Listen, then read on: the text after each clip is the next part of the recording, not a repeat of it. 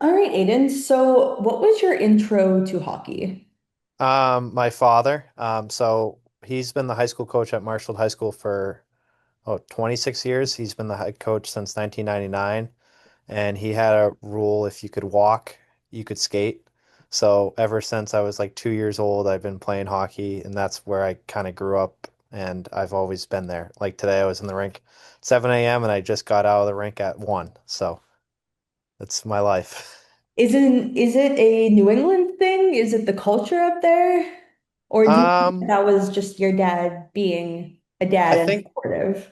I think it's a kind of a New England thing, but also just like the culture where we're from. Like one of my best friends growing up was a hockey player, and I was a hockey player as well. And I think the lifetime bonds that you create through it and the friendships and the type of people that you meet and become through hockey, I think that's also like what sets you up for where you are and where I am today.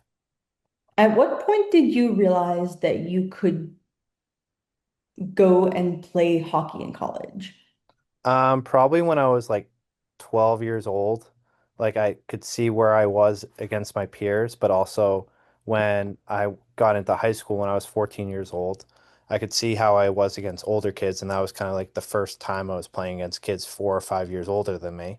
Then after that, I played 2 years for my dad, and then I was like, all right, like let's try to make the next step to play better hockey. And then from there on, it was like, all right, now I've done that.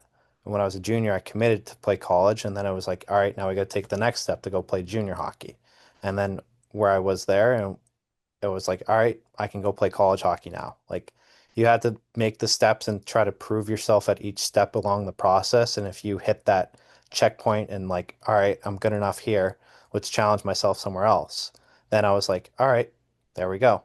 That checkpoint, let's move on to the next one. So you set like checks and balances for yourself throughout the whole process. And like if you hit those and if you're ready and you're dominating at where you're at, then move on to somewhere else where you're more challenged. And think once I hit like the second checkpoint of like when I went to prep school, I was like, all right, I know I can go play college hockey now. Let's see junior hockey, which is the next step to really prove if you're ready enough to go play college hockey.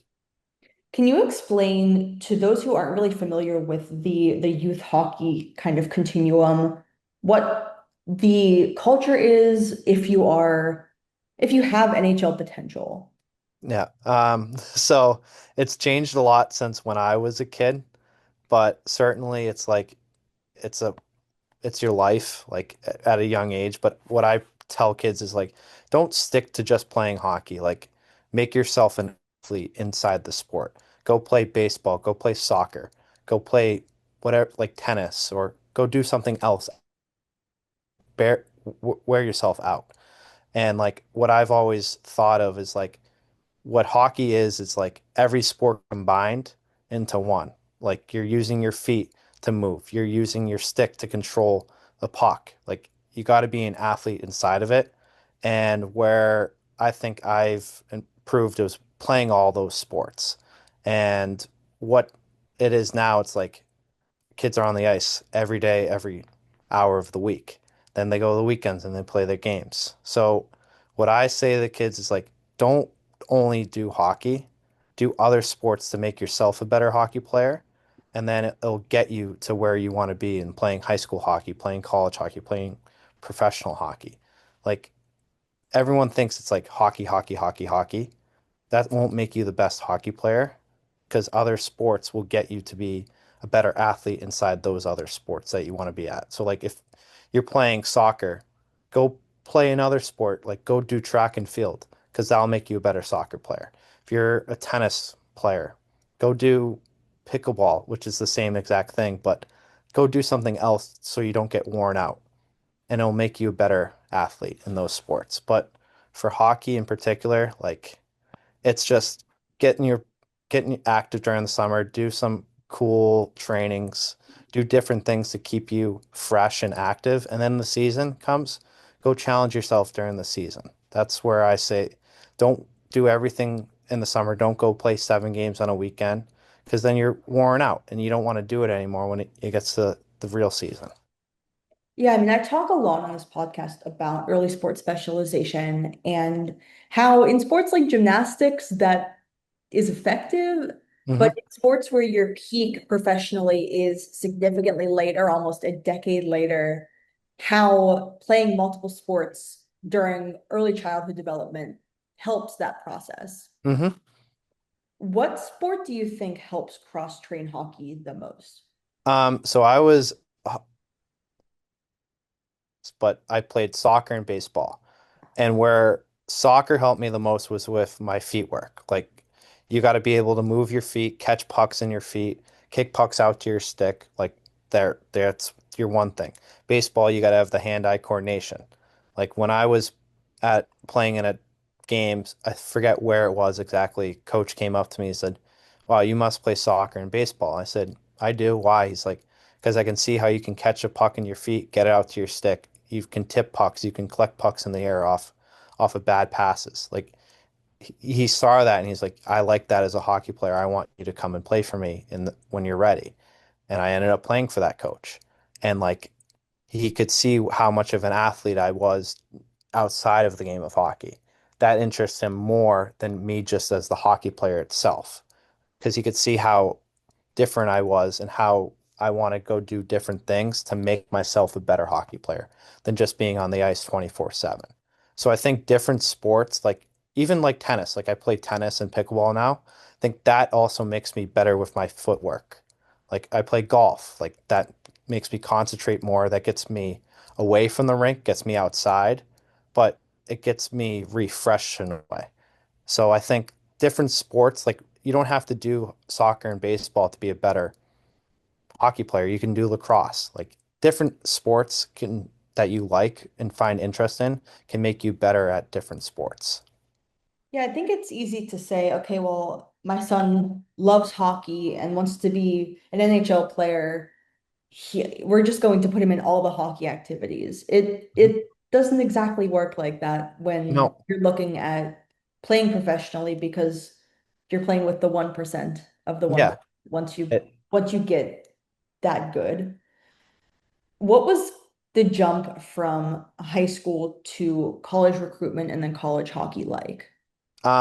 so what I say is like it's it's like a pyramid. You keep going up and up and up and up. And as you get higher, it gets harder and harder and harder. But now, like with all the new rules of how players can get paid and how they're allowing players to come from different areas to come play college hockey that weren't allowed before, the 1% has become even less. And then the 1% above that has become even less. So the pyramid's getting smaller and smaller and smaller at the top, and the pyramid at the bottom's getting wider and wider and wider because there's so many different areas of hockey. But as I touch on how it's different between college, high school and college, it's it's just a different scheme of things of like how what coaches look for, what coaches want in players. What I tell the kids when I'm coaching them is like what a college coach looks for first is not how you are as a hockey player, because everyone knows if you're getting looked at, you're a very, very good hockey player. But what they look at is how you are in the classroom. That's the first thing they're going to ask your coach. Then the second thing is how is he as a kid? How is he as a teammate? How is he and treat other kids? Not just his classmates and his teammates, but the other athletes at the school? Is he friends with everyone else? Like that's what coaches want. How does he do in the community? Does he give back to others? That's what coaches look for. So to set yourself differently from the hockey player itself to what he is in the classroom, what he is outside the rink, what he does. If he's a bad kid, they'll cross you right off. But if they're like, that's one of the best kids I've ever had as a player for me, then they'll be like, all right, perfect. Let's look at making the next steps of recruiting this kid to come to our university and play for us. What do you think it was about you as a player that put you on college coaches' radars? I think since I've learned the game at such a young age, that I've kind of learned the game very, very well, and I know where to be and know how to coach things and how to coach myself through things and different situations and like the hockey IQ aspect of things. But I've also had the benefit of learning from some great coaches, some great players that I'm very, very lucky to have known and still know and still talk to this day. And I think that has prepared me from where I am. And now even coaching kids, like I'm learning stuff now and I'm like, all right, let me go teach the kids this because what that's going to only do for them is help benefit them along their journey of playing hockey in high school and beyond, or if they get that far. But as I said, the percent's going like this and it's getting smaller at the top. But if I can help them get to where they want to be in playing high school hockey or playing juniors or playing club hockey in college or playing college hockey in general, like if I can help them giving those little tidbits, then I think that's very beneficial for me to see how they've grown. Like when I first started coaching the kids 7 years ago, I've I just had the kids graduate a few years ago, and some of them are playing college hockey now. It's like, oh, that's really cool. Like I get to see them go play college hockey. So it's rewarding to me for teaching the kids things through my learnings, but also learning from them and be like, oh, like they do that. Like let me go try to do it this way, or try to teach them different things that based on their game. So hockey IQ is probably the best thing for me that got me that far, but then also like puck protection, like using my body to protect pucks. And I drew like the most penalties in like the league 2 years in a row for protecting pucks. So that that was another thing that the coaches were like, "Wow, you're really good at protecting pucks." And they're like, "You draw a lot of penalties from it, so that's a good thing." What was it about the way that your dad pushed you that produced the hockey player that you are right now? I think what's out in my driveway right now, 400 pucks. So I gotta shoot those later. But uh, I think just like always like teaching me things and sitting down and watching like footage of like game film with me and just like challenge me outside, like shooting the pucks. Like I do this thing when I coach kids in the driveway to this day. It's like we start off, we warm up 10 pucks. Then you go right into like 5 pucks in the bottom left, 5 pucks in the top left, 5 pucks in the top right, 5 pucks in the go 5, 5, 5, 5, 5, and then you get your percentage from that out of the 20, and then you challenge the next time you do it at the end. If, oh, I got better. Like, oh, I didn't do better here. Like, let's work on shooting there. So I think the different things I've done in training myself, like with my father, and just like doing different things like that outside of the rink has made me the hockey player I am, but also just like sitting down watching like Bruins games, Red Wing games, you name it, like San Jose Sharks games, just watching games like that have helped me become the hockey player I am, but also just like watching like my own game and my own footage of like when I've played. So I'm very lucky to have him as a coach, but it's also very hard to live in the same household as my coach at sometimes because he gets mad at me, but it's for things that have made me better as a hockey player. I think it's interesting when I talk to athletes who have had their parents as coaches because I end up asking them about that internal drive Hmm. because it's different even when your parent is a coach, but they're still not in your head. Yeah. So do you think that you developed your drive for success from your dad or from yourself? I think from myself, because I've always wanted to like prove him like I can do it. And like the mental side of things of like, I want to do this so I can prove him that I am that good versus like, oh, you didn't play good. The next game, like I play good. Like I proved him wrong. But like, all right, like I didn't know, I knew I didn't play as best as I could have. This is what I got to do better to prove him that I am that good and to prove others that I'm that good. And I was always like, oh, like you're the coach's kid. Like you're playing because you're the coach's kid. No, I'm gonna play because I am that good. Like I want to prove others that I'm that good so I can prove others that I'm not there because he's the coach. I want to be there because I'm that hockey player. Do you find that you're more motivated by proving that to others or to yourself? I think it's a mix of the both. Like when I was growing up, like it was more of like I want to prove others wrong and that helped me motivate myself. But now I'm like at the stage of like, he's not my coach anymore, and I want to prove myself I can get to that next step and that next level of playing hockey. And like, yes, I've had setbacks of like injuries and stuff, but that's made motivated me harder to get back so I can get to that level that I want to play at or be at professionally at some point. So we just finished Men's Mental Health Month. Hmm. What do you think the current culture of mental health is as it relates to hockey and the macho man attitude and a male-centric sport? I it's very like hit or miss with some individuals. Like for me myself, I'm very tuned into mental health. Like yes, I've had like my struggles. I've talked to others, like I've reached out to people to help because like what I've always learned is like don't keep your feelings to yourself. Let your feelings out. And if you need help, get help. Because, like, if you don't speak up about something in a classroom, say, that you don't agree with, or you want to ask a question, like, ask the questions. Don't let questions go unasked. Because if you're always there questioning, like, why is it that way? Why is it like this? Then that just makes you go, like, what am I doing? Why is this happening? If you ask the questions like, oh, like if I'm not like really feeling like this, like how can I get back to feeling that way? Well, here's the example. And that helps you grow as a person. Like I was always one like asking questions and like being very like outgoing and being like, "Hey, like can I help you with this? Like can you do this? Can I do that?" Well, yes, like that helps you grow as a person. But like as mental health speaking, like if I can speak to someone or even just a friend like who's asking me for help, like, hey, I can give you advice. But like really like my advice, I'm attached to the situation.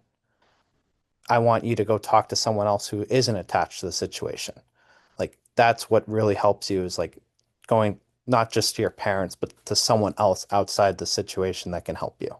So just speaking up, like that's what I've always told people, like with Endure, No Solo, like those two companies that I work with, like I love what they do because they just put mental health out there of like, yeah, it's a issue, like we deal with it, but we're here to help.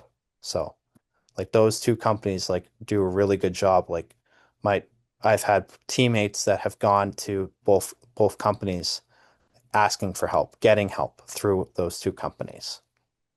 What was your first experience with mental health struggles? I think probably like it was a little bit earlier on with injuries. Like I had major hip surgery. Like not a lot of people get back from what I had.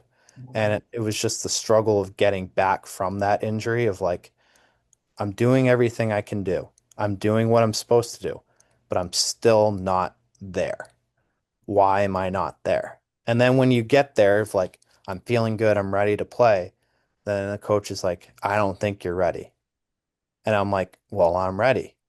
Then it's like, why am I not getting the chance to play? Why am I not here? Why am I there? And asking the questions of like, what's really happening? So I think that was like the probably the first like point. But there's other points and like times when you're like down and out of like something's not going really your way. And it's just like trying to find out and speak to someone that can help you.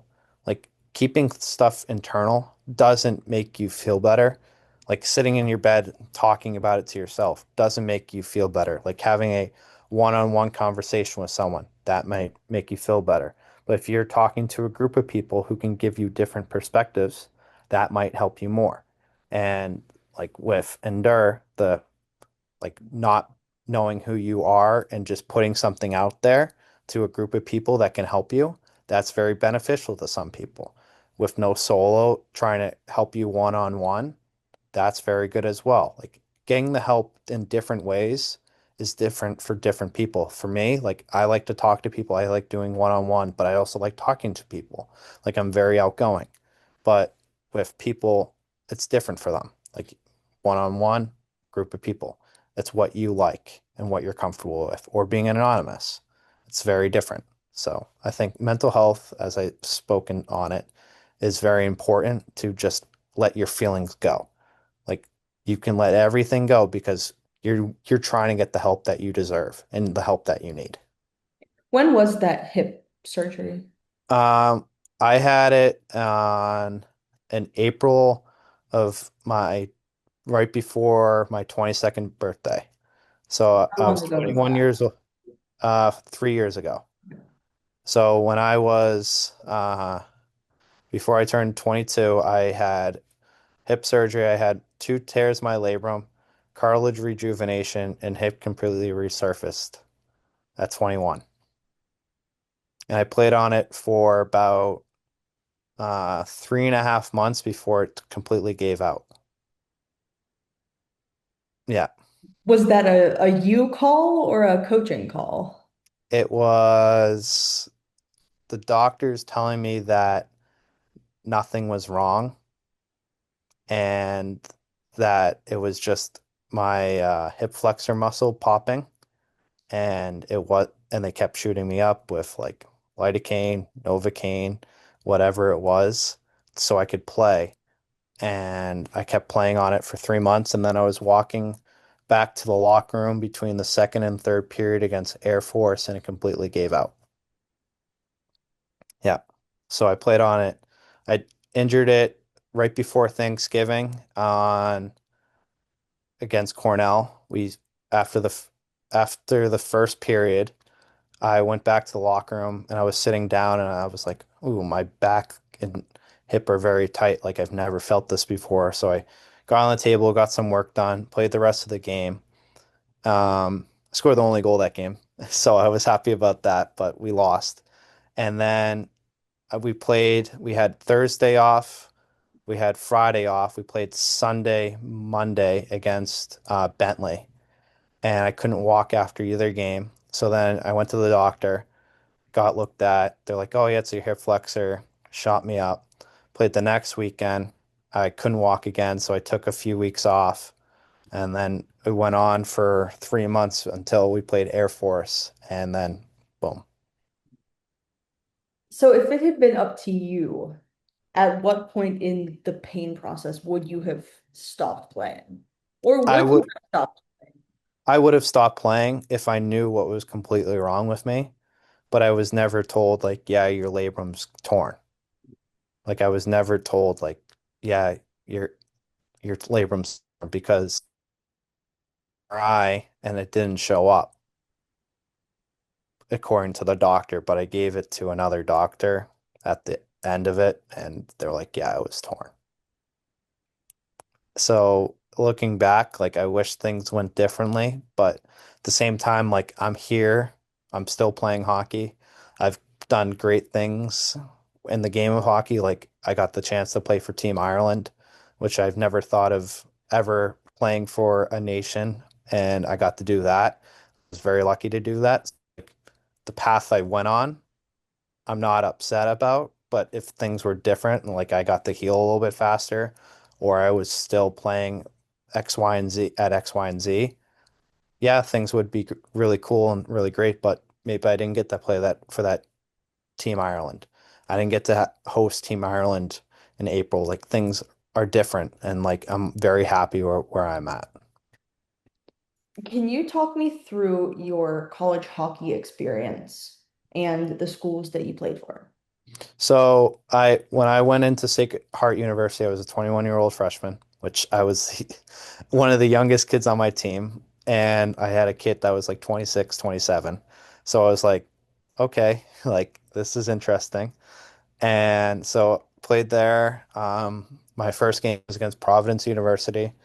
We lost that game, but I scored the only goal. And I was like, all right, this is a really good start. And then went on, kept playing, and then I think, yes, 7 or 8 games into my college career, we played against Cornell.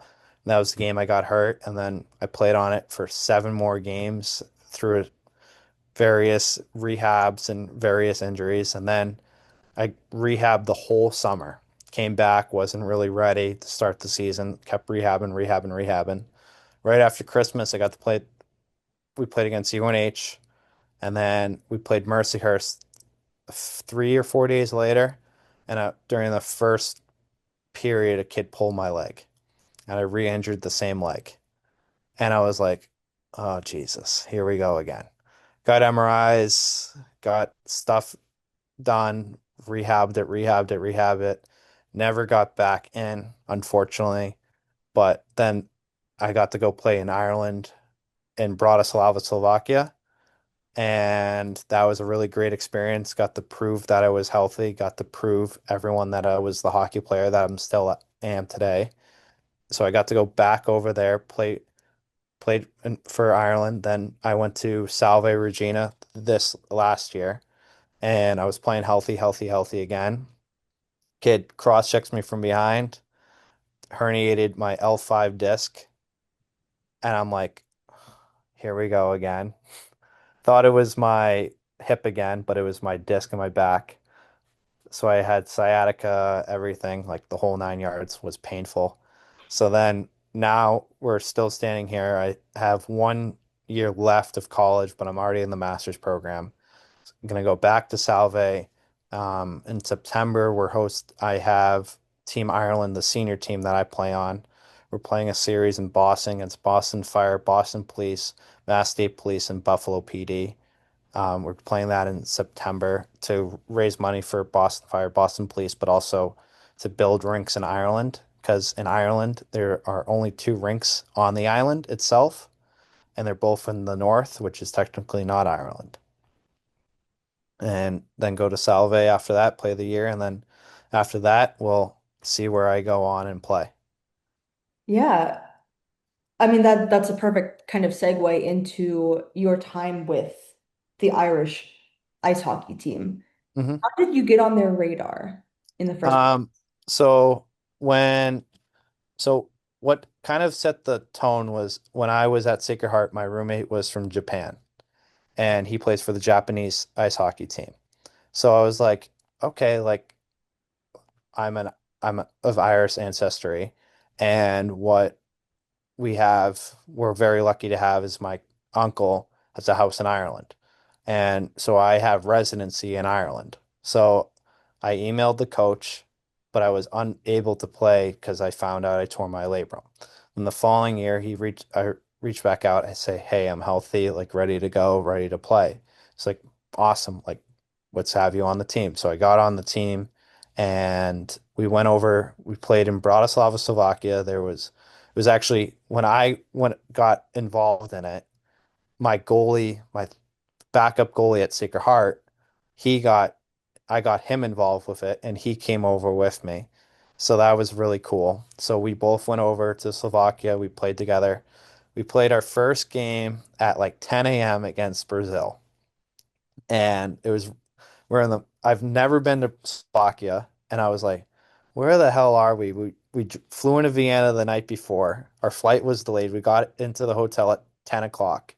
We played Brazil. We beat them. And then we played 6 games over the time span. We won the whole thing. We won the gold medal. It was really cool and really great. And the lifetime friends I've ha created from it, the lifetime memories I've created from it. Like right now, here, one of my teammates is visiting me from Ireland. Like he's here and he's having a time of his life. Then what came out of me playing for the senior team was getting the U19 team here to come play a series of games against high school teams and get some training in over here. So they came here in April or March, sorry, over St. Patty's Day. So they were here. We got them into a ton of activities. They got to play a bunch of games, got to skate a bunch. Like they got to experience the American culture. Now we come to fast forward to now, there's like 5 Irish kids here staying with the billet families, the friends that they've created over here, and they're skating with me for 3 weeks. Like they've created lifetime memories and lifetime bonds with these kids. Like one of my teammates on the senior team, like he was the youngest kid on the team, he was 18. And I got him to play on a junior hockey team over here. Like to help kids in a different country, help friends in different countries to get them over here and play. Like it's growing the game of hockey into a country that you think would play a lot of hockey because of how athletic they are, but the opportunities that they have there are just not bare none. Like they have a pro team in Belfast, but they have one other rink in Belfast, and that's there's like kids on the U19 team that drive 3.5 hours to go play and play a game, play practice. Like the opportunity for them to grow in the sport is not big enough to sustain the sport in Ireland. So trying to grow the sport of Ireland is really important.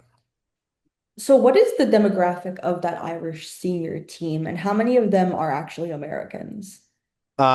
So it was me, Jack O'Day, Nolan Sheeran, Greg Safino, Taryn McMahon, and Andrew Stafura. There were six of us, but we all have Irish residency or our passports. And then there was a few Canadians that moved from Ireland to Canada to go play hockey. So it was like, but then it was all Irish guys as well. Like I had a guy on our team who was 38 years old, Greg Monday, had like three kids and and a wife. And then I had a 42-year-old guy on our team and he had like four or five kids and he has a wife and they have full-time jobs. Like I have kids that are still like have kids. And I'm like, oh my God. Like I'm 23, 22, and these guys are 42, 38, and they have kids. Like I was like, wow, this is like a shock. Like I'm playing with guys who have kids. So it was really cool. And then you have the kids that are like 24, 20, like 26, like that have full-time jobs. Like for example, like one of my teammates in Ireland, he's a potato farmer full time. Like he has a farm, he has sheep, and then he goes play hockey on the weekends. Like mechanical engineer, Monday through Friday, plays hockey on the weekends. Like I'm here taking college classes, coaching kids in the summer. I'm Mhm. always on the ice. But these kids don't barely get to skate. Then there's the kids like that just play inline and then they're like, "Oh, I'm on the senior hockey team," and they go skate a few times on actual ice, and then they go play in tournaments. Like the demographic, the way the team is in Ireland, you don't have like the opportunity to grow because of the limited ice availability. What I compare it to is like what Florida and California were before the NHL teams came there. What Arizona was like, it was all inline. Then these NHL teams go there and then they build rinks and then the game grows. Like you didn't see an Austin Matthews or Matthew Knies coming out of Arizona, but now you get those players because the Coyotes were there. Like the game needs to grow through professional teams being there, but also rinks being built there. And what we're trying to do in Ireland is try to grow the game by building rinks there to help create more hockey players come out of that country. Yeah, I mean, I feel like when I talk to athletes that are playing sports that are worldwide sports, like for example, soccer, Hmm. they have a very different perspective on sport as a worldview Hmm. enhancer than say something like rugby. For example, I had a rugby athlete on and he was talking about bringing rugby to the US.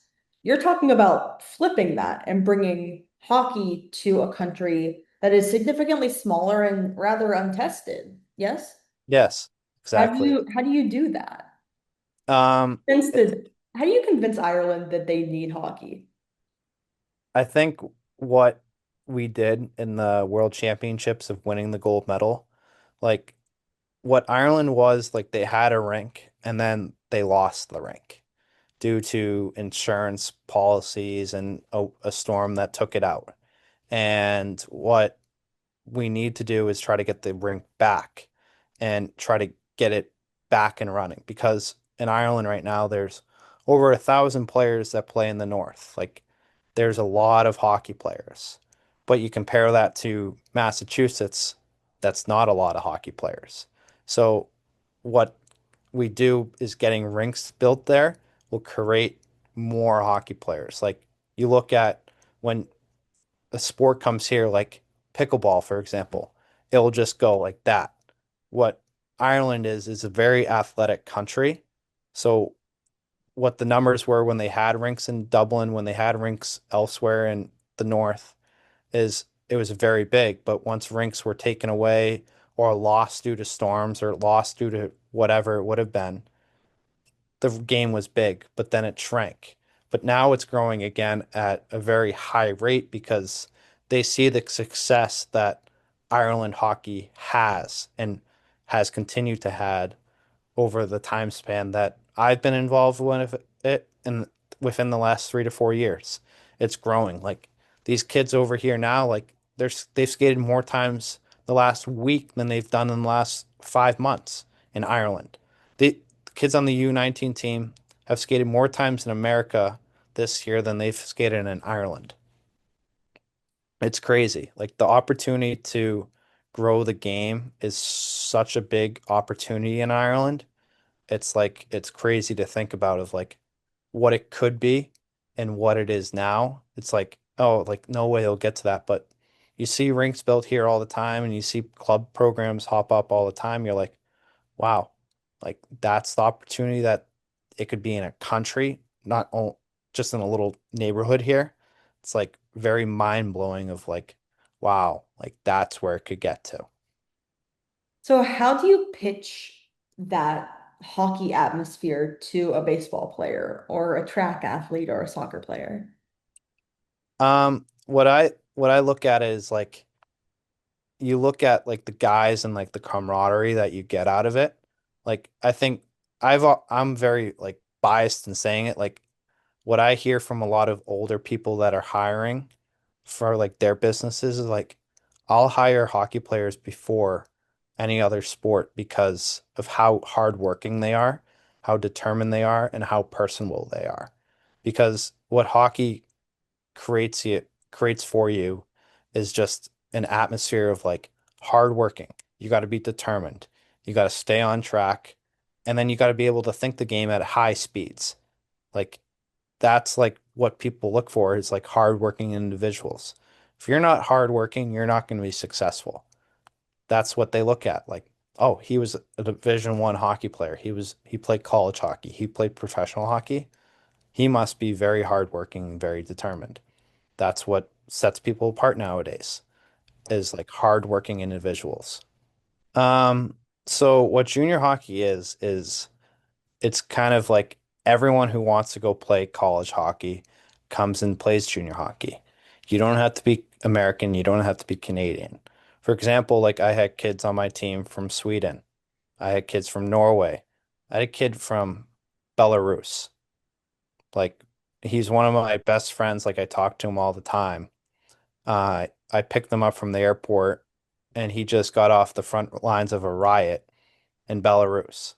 Like, I'm like, where were you? He's like, oh, I was at a riot the other day protesting. Like, what are you doing here? And I'm like, he's like, I'm playing hockey. Like, I knew the kid for a long time, but I was just like, well, I didn't do that yesterday. Like, these kids come from all around the world. Like, as I said, like I touched on my roommate at Sacred Heart, like he came from Japan to play college hockey and he played junior hockey before then. Like wherever you are in the world, like there's opportunities for you to play the game. And like as I said about Ireland, like trying to grow the opportunity for these kids to play the game in there. Like the opportunities growing in countries around the world, like it's crazy to think about. Like there's a team in Uganda that plays hockey. Like there's teams in countries that you never think play hockey. Like I was playing against Brazil, playing against Argentina. Like you wouldn't think those countries have hockey, but there's kids in those countries that play hockey. Like hockey's a worldwide sport, but it's not as big as soccer or tennis or you name it. But growing the game to play, have these kids play in college hockey. So what I said was junior hockey, it brings a lot at you from different areas around the world and it teaches you a lot. You're living away from home. You're learning how to deal with things on your own. You're becoming an adult. So when you go away and you're an 18-year-old kid away from home and you're not with your mom who's doing your laundry every night, she's not cooking you dinner. Like, yes, you live with billet families. The billet families the billet family I had was really, really great. Like, I had two little kids that were with me, a mom and a dad who I talked to every day, and were the best family I could have ever been with. And the kids taught me a lot of like, this is how I have to be a role model to them. This is how I have to teach them things. This is how I have to be around them. Like I was like their big brother in a sense. Like I have some of the greatest memories from being with those kids. Like when it was my birthday, like they ran around the house and they celebrated my birthday like I was their brother. And it was really like, oh my God, like this is awesome. But then you're away from home and they're there for you at the hard times. Like when was injured in junior hockey, like my billet mom brought me to rehab appointments. Like it was like, wow, this is how like others bring people in. Like this is awesome. Like they treat you like their family. Like my mom talks to my billet mom like every other day on the phone. Like it's like you create lifetime memories, you create friends. Like it's just a great opportunity. And then what I tell kids is like take classes when you're playing junior hockey. Because you go into college, like, do you want to sit in a classroom and take English class?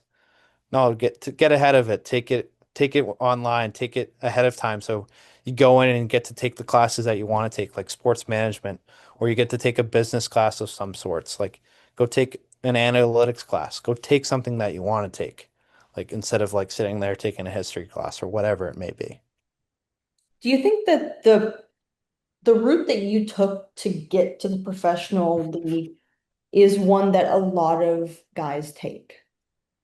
Yes and no, like everyone's routes are very different. Like when I left Marshall High School. I played there for 2 years, and then I went and go played at Dexter Southfield, which is in Brookline, and then I went and played 2 years. Like my route was different only due to COVID, right? COVID hit me like 4 days after my last game at high school hockey. Like I didn't get to have my senior spring. I didn't get to play baseball one last time. Like I was very upset and sad about that. But then I go play junior hockey. Like I went to Maine and I was also trying out for a team in another league that's considered like a higher league, the USHL. I was trying out for Cedar Rapids. The rink blew down from a tornado, and I didn't go to that team. I went to Maine, and I went to Maine. We went to the finals that year, and we lost, unfortunately. But the next year, I went back to Maine. Like I had opportunities to go somewhere else, and I was like, I want to stay here. I want to play here. Like you have opportunities to go play junior hockey in Canada. You have junior hockey elsewhere in the U United States. Like there's so many leagues, so many different countries. Like I have a friend who went and played junior hockey in Sweden. Like I was like, okay, like the route to get you to where you want to be is so different for many others. Like a kid from Sweden's going to take a different route than a kid that lives right next door to him. Like it doesn't matter where you go, people will find you. Like if you're that good of a hockey player or whatever sport it may be, they will find you at some point. Like there's late bloomers in every sport. Like you see it all the time. Like you don't have to be that 18-year-old phenom that comes onto the table. Like you look at some of these players, like one of my favorite players of growing up was Pavel Datsyuk. Played for the Detroit Red Wings. He was a seventh round draft pick. Like Henrik Lundqvist, Hall of Famer. He was an eighth round draft pick. They don't even have 8 rounds anymore. Like you just look at it and you're like, it doesn't matter where you go or where you come from. They'll find you if you're that good, or you'll prove to them that you're that good at some point in time. Speaking of hockey as a an international game with an international footprint, what did it mean for you to play for Team Ireland? It meant a lot more to me to see how much it means to those kids in Ireland. Like when we won the gold medal, like there was emotions coming from me watching them see how hard they've worked their entire lives to win something and like going there to see how it is for them. Like it was one of the best memories of my life. Then I go back to Ireland when I was staying there. I stayed for another 2 weeks with my cousins and we were greeted at the airport by a mob of people. And my cousins were there with banners. Like I have pictures with my uncle with the trophy. And like all my cousins are there. Like it was just awesome to see how much it meant to not only the kids on my team, but the family members, the friends of my family, other families that were there to greet us at the airport. Then the family that traveled to Bratislava, Slovakia. And after we won, the emotions, like everyone's on the ice, like it was awesome to see it. Like it was one of the greatest experiences of my life to see how people just reacted. Like I didn't even know like some of these family members, and then they come over here and they're like treating me like I'm like their best friend, like friends for life. Like I went over to Ireland. They're like, hey, come over, like have a meal with us. Like they don't ask for anything in return. They're like, we love you as family. Like you you you did something with us. You're family now. Like we've created lifetime bonds with everyone. It's very special and it means a lot to me and a lot to my family. And they see how like passionate I am about it of like trying to grow the game in Ireland. It's like they know how much it means. Like the jersey sits right there. The picture of us and my cousins, my family, my teammates sit right there. Like it's one of the greatest memories like that I look forward to going back to Ireland all the time and playing and putting that jersey on again. Speaking of the difference between US hockey and Irish hockey, what is the culture of mental health and mental wellness in those two scenarios? I th I think with the mental health in the US, it's like growing knowledge. Like there are issues, there are problems, like it's out there. And then with Irish hockey, like I talk to like the kids about it, like in Ireland, a pretty decent amount. Like I wear like the no solo wristband, I have the indoor and all that stuff. But like when the kids from Ireland U19 hockey came over here, they're like, "What's that wristband?" And I tell them the story, and they're like, "That's really cool. Like I want to be a part of that." Like we don't really talk about that stuff there. Like I want to try to lead it by example. So every one of the kids wears these wristbands. Like the kids that came over here, like I surprised them with a little gift. And they're like, "Oh my God, that's really cool that you have that." Like thank you very much. Like they're very like appreciative of like getting the stuff and they're like, I'll wear this all the time. So the other day they walked into the rink wearing all of it. I'm like, you didn't have to wear it right away. They're like, this is really cool. Like I wanted to wear it.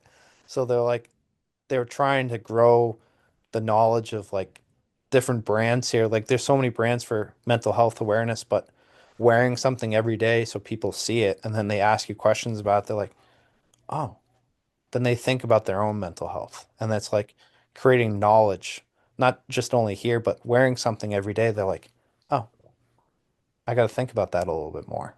Like, I got to talk to someone about that. Like, creating the knowledge without speaking about it is just another way of doing it. So I wear the wristband every day, but also wearing like a sweatshirt, wearing a hat, like gives the knowledge of mental health without speaking it. So, as you know, I found you through Endure. Hmm. What is the impact of that company on not only hockey players, but athletes, current and potential? Like, what is the culture of mental health for someone who's working with Endure? I think what Endure really strives to do is create mental health awareness with the app that they have through just anonymous like help. Like you and I know and others know like sometimes you don't want to like go speak to someone. You don't want to go out of your way. Oh, that doesn't fit in my schedule. We have this thing right here in our hands, in our pocket, 24/7. Like it's right there. All it is an app. And if you're feeling down and you're not feeling really appreciated or you're not feeling yourself, feeling that $1 million, as we all say, like you're not feeling like that, and you know why, or you really don't know why, maybe just go on the app, if you're not feeling up to talking to someone and be like, hey, this is really bugging me. Like, what should I do? Then there's people on there and door ambassadors or just other people that may have experienced something like that or not like that. And they give their own sense of mind of like, hey, like, try this out. Like, try to do something that you love. Like, what I always say is like, if I'm not feeling 100%, I go do something I love. Like, if I'm not feeling good or I'm down about something and I don't want to go play hockey because I do that all the time, I'm like, let me go hit some golf balls. Let me go to the beach. Let me go fishing. Let me go do something that kind of regenerates the love for myself or love for whatever it may be. Again, go have a nice meal. Go treat yourself. Like, go do something that makes you happy and puts a smile on your face. Then you're like, oh, now I'm feeling good.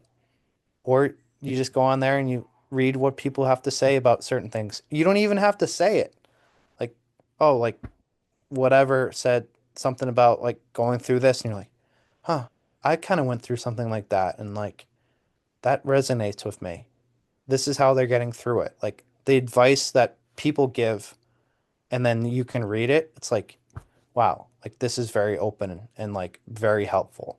Like you don't even have to post anything. You can just read what people have to say or listen to what people have to say. Like that's the very positive aspect of Endure is like you can look at different things. You can speak about different things. And you don't have to have the face to face that some people are scared of. Like I'm an open book and like I'm not afraid to show my emotions or speak to people. Like when I was little, like I would go up to NHL players that people would be like, "Huh, I don't know, like I don't want to talk to him because I don't want to embarrass myself." No, you're just a kid. Like, yeah, go get his autograph. Go do that. Go talk to people because you don't go up and say, "Hi, my name's Aidan Connolly," or "My name's whatever it may be." You'll never create that face to face. You'll never be like, "Oh, I remember that kid from that time at the rink. He was a really nice kid. He came up and talked to me, had a great conversation." Like if you don't do that and put yourself out there, yeah, like you won't create that. But if you're not like that and you're not that outgoing person, you have the app to just have that conversation without having that conversation. So like Endure So is very positive in that aspect. for sure, I can tell just from your general vibe that this is a conversation that works well for your personality. Hmm. Hockey has not historically been a sport that has been welcoming of mental health conversations. Mm-mm.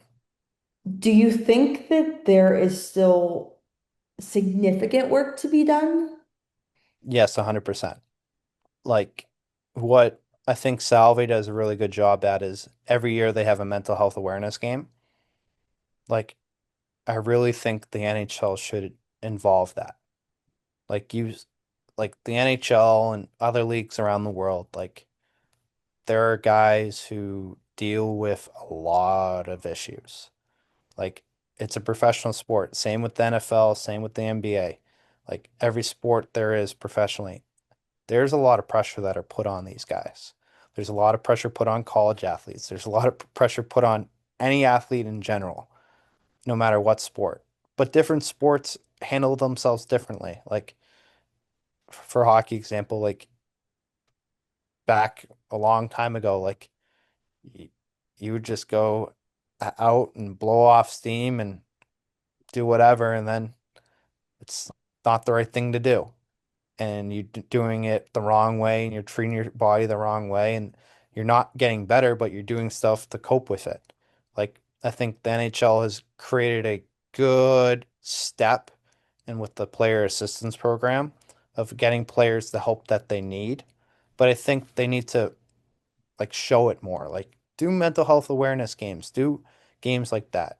Do whatever it may be to kind of show like, oh yeah, we're here. We're trying to do this. But putting a player in this player's assistance program to get them the help they need, that's a good step. But hey, you might be taking something away from them that they love of like playing hockey at that time. Or you're not, like they need a break from the game. Like they're doing things that are doing good, but they can do it a little bit better by doing games like that, doing awareness type stuff. Like Victor Hedman's with No Solo, like he's very out there of like mental health awareness. Like he is very on top of things. But then there's other players who don't even speak about it. And it's like, we know that you all deal with stuff. Like if you speak up about it, like people will listen to you. Like you're a professional athlete. Like speak up about it, speak with your issues. Like there's players that do, and people respect them a lot more for it. It's like, yeah, I'm going through this. Like I need help. Patrick Laine spoke up about it. Like he you're like, wow, he was going through that. You're like, wow, I have a lot of respect for that guy. Then he goes to Montreal this year and has a great year. Like you're like, oh, like he just needed to get that off his chest. So it's growing improvement, but as everyone says, like it can get better. Like it can 100% get better. So there is improvement to be made, but I hope they make it because mental health awareness is very, very needed for every individual. If you're healthy, you're happy. What is your hope for yourself in the sport? The sport of hockey, like I want to grow the game and show my passion for the game of what it's given me in life, like the lifetime connections, the lifetime friends. Like right now, like I run hockey skills for kids in the South Shore area of Massachusetts. Like giving back to the community is very important to me. Like showing my love for the game and giving back to the kids that are in the same area as me and seeing kids come up of the same way I did. Like just learning how to skate, learning how to shoot a puck. Like then you see them like when they're in middle school, you're like, wow, like little Johnny has improved a lot like over the last few years. Then you see him in high school, you're like, wow, he's doing really good. Like it's very like good to see that stuff, like very positive and like very like self-warming of like seeing the improvement. But then just trying to grow the game in Ireland as I speak of, like growing the game, showing the passion and like coaching the kids of the future. Because I'm old now. Like I'm 24. I say that I'm old in the game of like looking at these kids, but like showing the love back to the younger kids of like they look up to you. I asked a kid the other day, I'm like, how old do you think I am? I'm like 45. I'm like, no, I'm 24. Like kids, young kids have a bad age perspective. I'm like, I'm not that old. They're like, oh, okay. They're like, so how long have you been playing hockey? I've been playing hockey since I was like 2. They're like, wow, that's a long time. I'm like, yeah, a lot longer than you've been alive. And they're like, yeah, that's really cool that you know all this stuff. I'm like, well, just listen and you'll learn a lot. So just like sh giving impressions on kids of at such a young age is like really warming to me and like seeing the way kids react, it's really cool.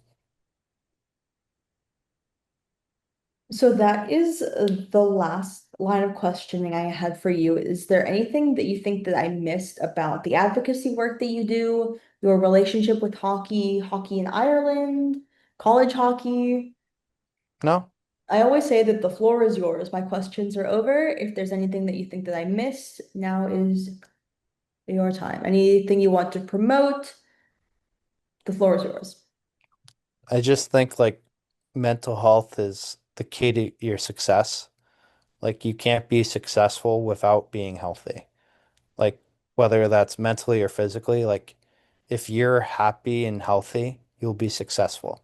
If you're not happy, like you're gonna be off and you're not gonna be on your game. Like when you look at professional athletes around the world, like Jaron Duran, who spoke up about it, like he was dealing with a lot of issues and dealing with a lot and was keeping it inside. But once he spoke up, you saw what he became of such a good athlete. Like you just look at like the Patrick Laine thing, like he was down and out, like not playing his game, and he speaks up and he has a great year. Like you just got to speak up and just voice your opinions of like how you're feeling and speak to others or do it anonymously. Like if you can't speak up, just read what people have to say, listen to what people have to say. Like if you're happy and healthy, you will be successful. Thank you so much, Aidan. This episode is slated to come out in 2 weeks, so two Yeah. weeks from today. Okay. Once that is out, I will tag you in all the socials, and I hope you love the episode. Thank you so much for talking to me. No problem. Thank you for having me. I really appreciate it. Have a great one, and good luck. Yeah, no, thank you very much.